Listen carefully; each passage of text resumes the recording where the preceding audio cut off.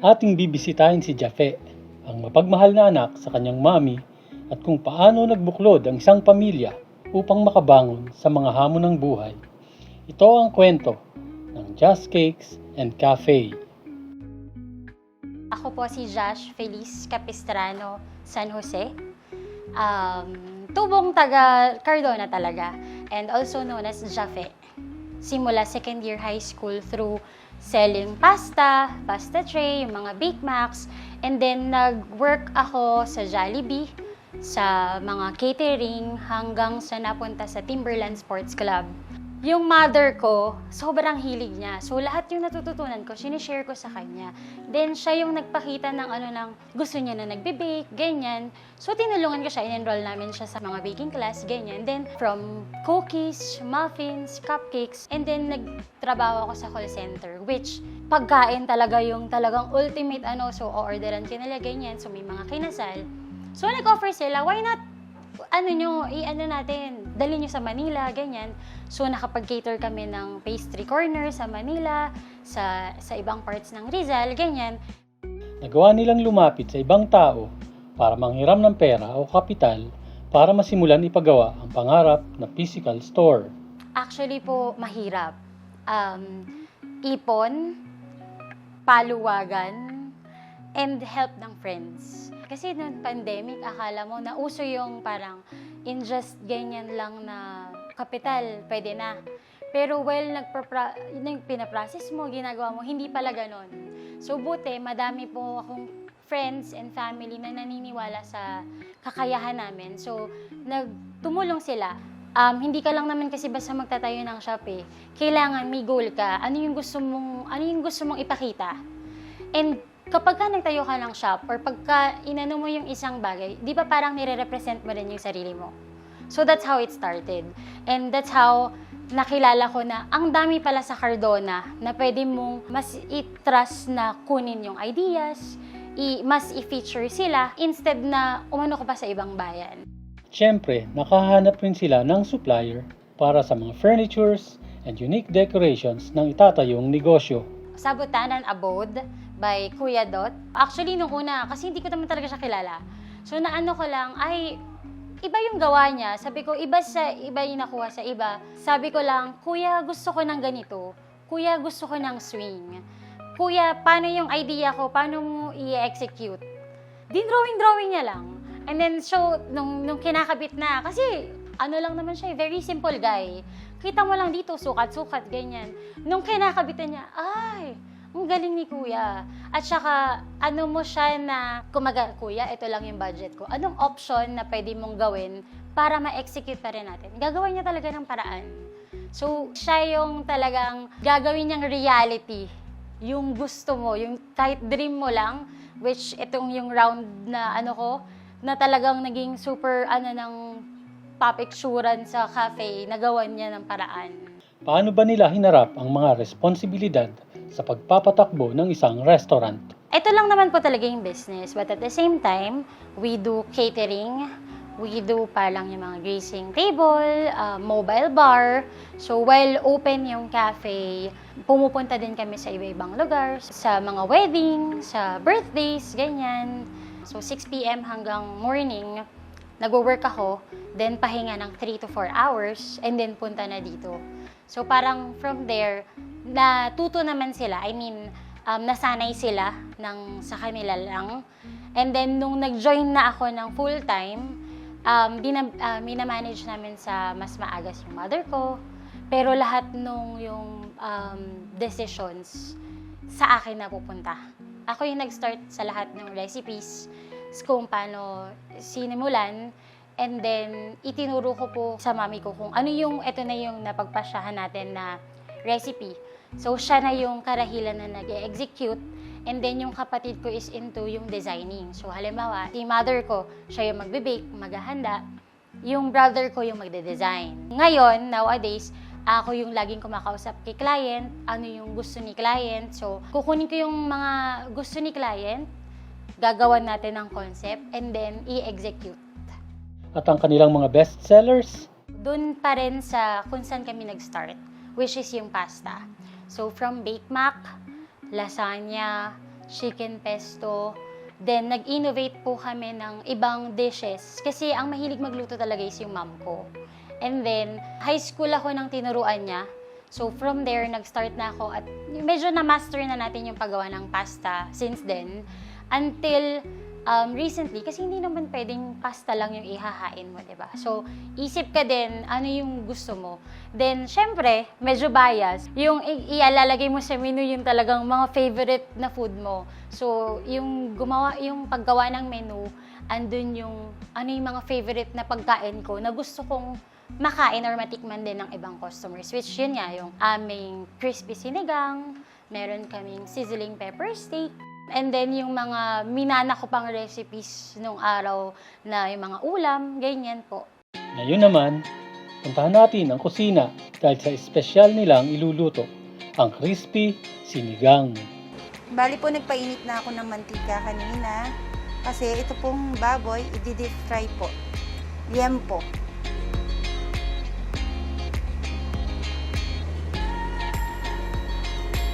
Takpan natin kasi matatalsikan tayo. Yan. Habang nakasalang yung baboy, magsasangag naman po tayo ng kanin. Siya yung sinangag na sinigang. Una ay butter.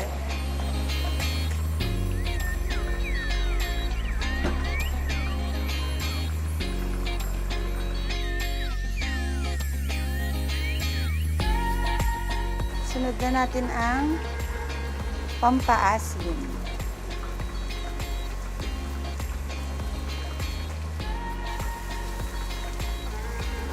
Next ay kanin.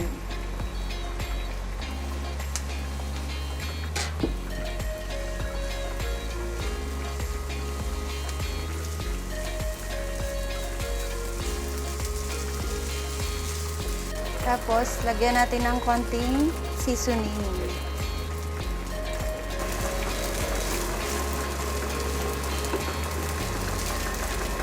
Sunod naman natin iprito ang mga breaded na gulay. Una yung talong.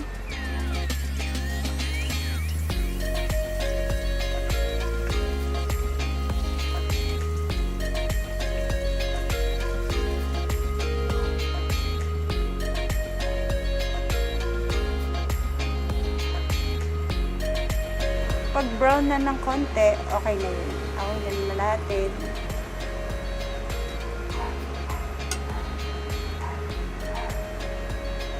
Next, okra.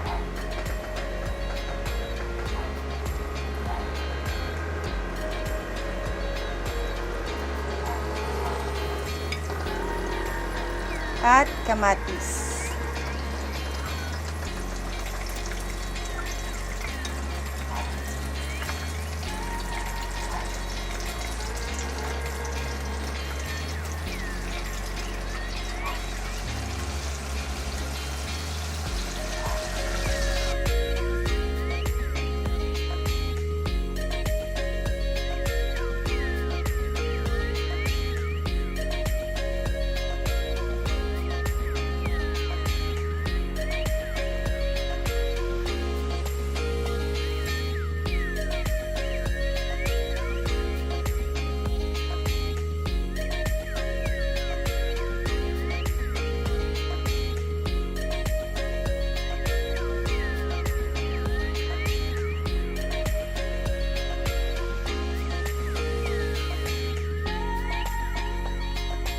Ito na po ang ating crispy sinigang.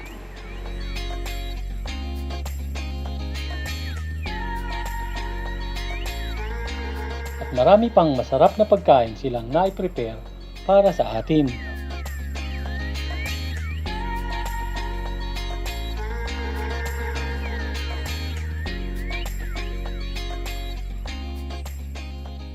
Sino ba ang mga regular customers ng Just Cakes and Cafe? Yung mga nag-trust sa amin simula nung umpisa hanggang ngayon, nandyan pa din sila.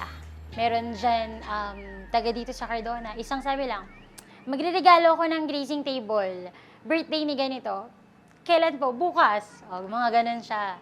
Actually, tomorrow may ganun. Kaya ako nagawang example, kanina lang nagsabi, pakain lang sa padasal, gusto niya ng tracing table and cake, okay po. Once in a while, actually hindi once in a while, frequent naman na ganon. So talagang alagaan mo sila kasi sila talaga yung magdadala sa'yo hanggang huli. Paano naman kung sold out na at may customers pang naghahanap ng pagkain? Sa amin, nilalaban po namin hanggat merong bukas na shop na pwedeng bilhan. Kahit gabi, basta masatisfy lang si customer. But, if worst comes to worst na wala talaga, nagsasuggest naman kami ng ibang pwedeng option and okay naman. Big or small businesses, marami ring mga challenges. Yung paghanap ng tamang tao na masishare mo yung business. Second siguro, yung capital. Kasi hindi naman porke nag-start ka ng business, yun yung isang struggle namin sa dami ng solicitation letters. Akala nila pag may business ka, ang dami mong pera. So, na parang hindi mo naman pwedeng hindian. So, yun yung second.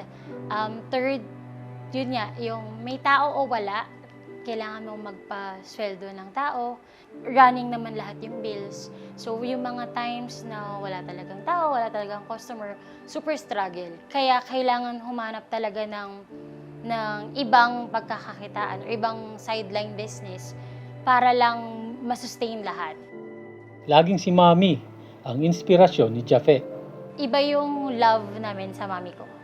Yung business na sinimulan namin, ginawa niya din parang anak.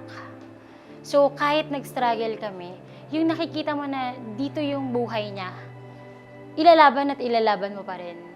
As well as, makita mo yung smiles sa faces ng customers mo, kung paano kanila i-promote sa iba, na parang hanggat may isang nagtitiwala sa'yo, ilalaban mo pa rin. So, natutunan ko with my past work, yung sa mga manager ko na be the challenger of your best. Kasi setting limit to your success, setting limit to yourself is setting limit to your success. Which, yes, napakadaling sabihin. Pero in reality, mahirap din lumaban. Especially ngayon, dati parang pagka matanda ka na or ano ka na, tsaka ka palang nakakapagpatayo ng negosyo, ng ganyan. Ngayon, palakasan na lang ng loob. Parang, kailan ka magiging ready? 'Di ba? Parang mahirap na sumugal, pero mas madaling labanan yung buhay kapag sinimulan mo na. Ano naman ang future plans para sa Just Cakes and Cafe? For me, mas gusto namin na i-expand yung sa catering business. So, eto, siguro yung goal namin magkaroon ng sariling location. Kasi mas mahirap na yung nagre-rent. So, mas maganda yung may sarili kang place na nandun lahat yung gamit mo. At mula naman kay Jaffe, ito ang payo niya. Ang may papayo ko lang sa mga gusto magtayo ng business, either bata ka pa, nasa late age ka na, huwag kang matakot. Dream will just be a dream until ginawan mo ng paraan. Or, wag kang stop wishing na gusto mo yung ganito, yung ganyan. Start doing. Dahil, kailan pa? Wala namang talagang taong handa na magsimula ng business. Wala namang talagang tao na ready for everything.